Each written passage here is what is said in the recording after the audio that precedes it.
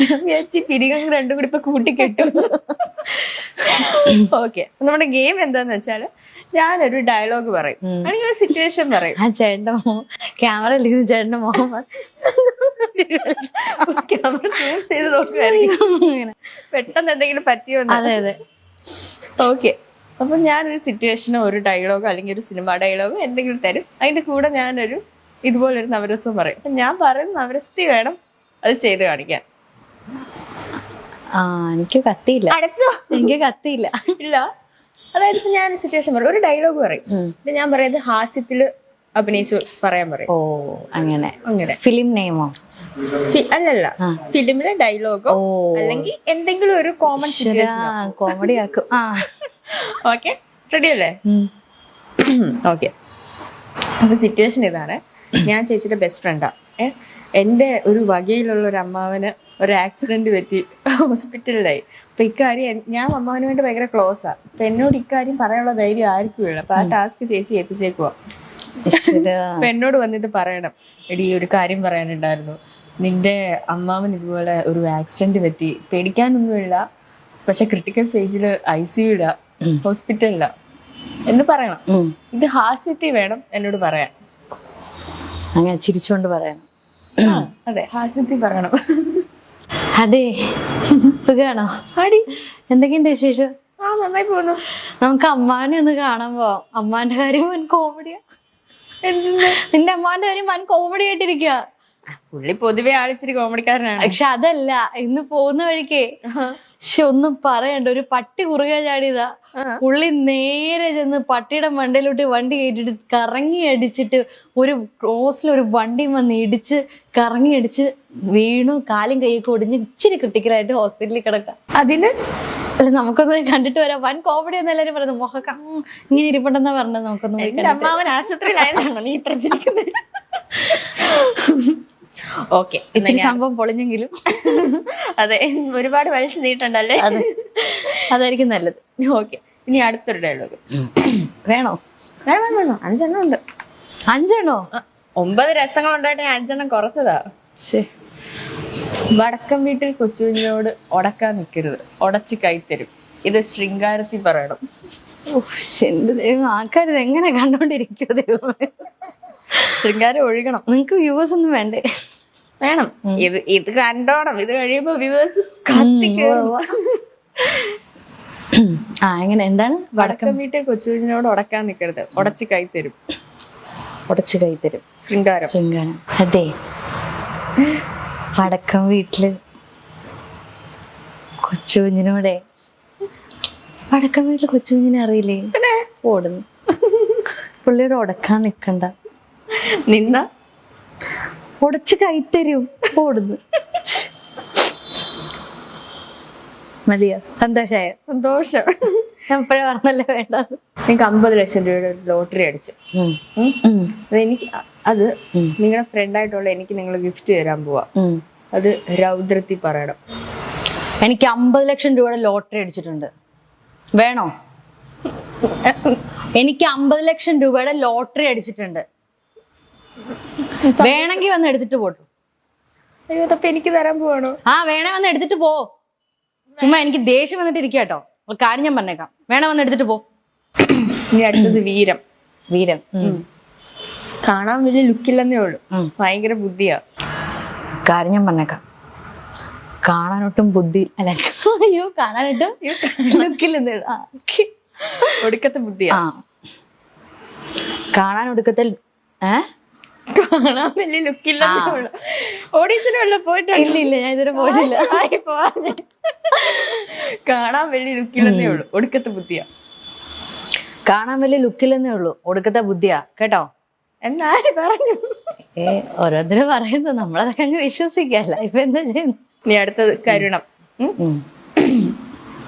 ചിരിച്ച് ഞാൻ ചാവും. എക്സ്ക്യൂസ് മീ, കാക്ക തൂറിന്നാ തോന്നണേ. കരുണമാണേ നമ്മുടെ. തെറ്റിടാ.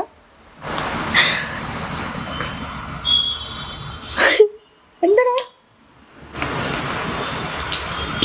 നീ പറക്കണോ? ഞാൻ മോനെ കാര്യം പറ, എന്ത് പറ്റി?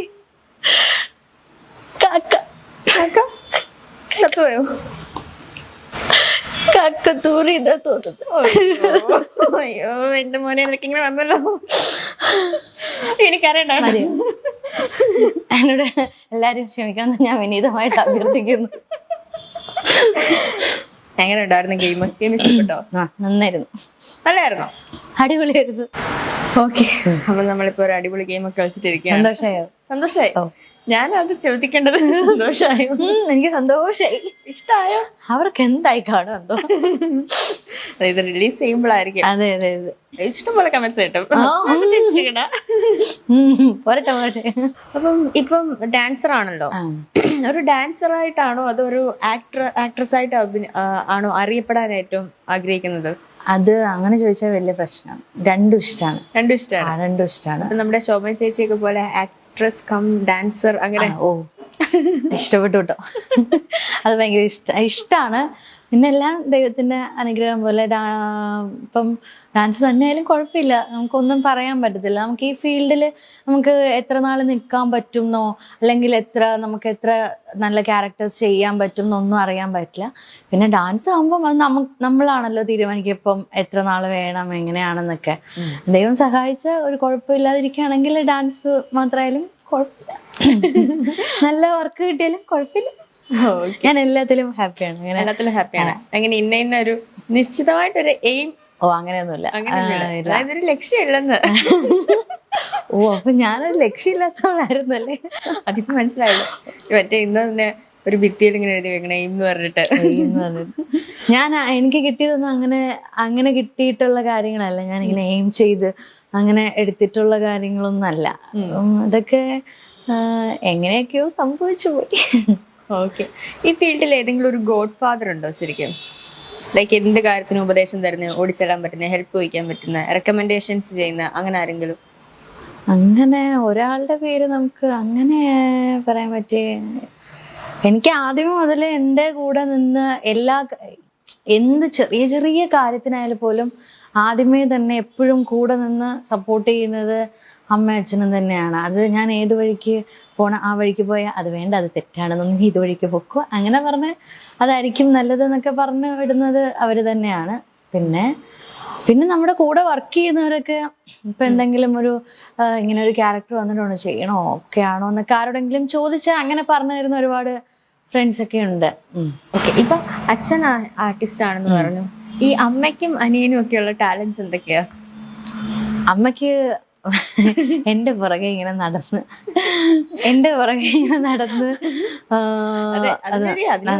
അത് വേണം. പിന്നെ തീർച്ചയായിട്ടും ഇപ്പം നമ്മളിപ്പം ഷൂട്ട് ചെയ്യുന്ന സമയത്ത് വർക്ക് ചെയ്യുമ്പോഴും സീരിയൽ ചെയ്യുന്ന ടൈമാണെങ്കിലും നമ്മൾ പോയി സീൻ ചെയ്തു വരുന്നു.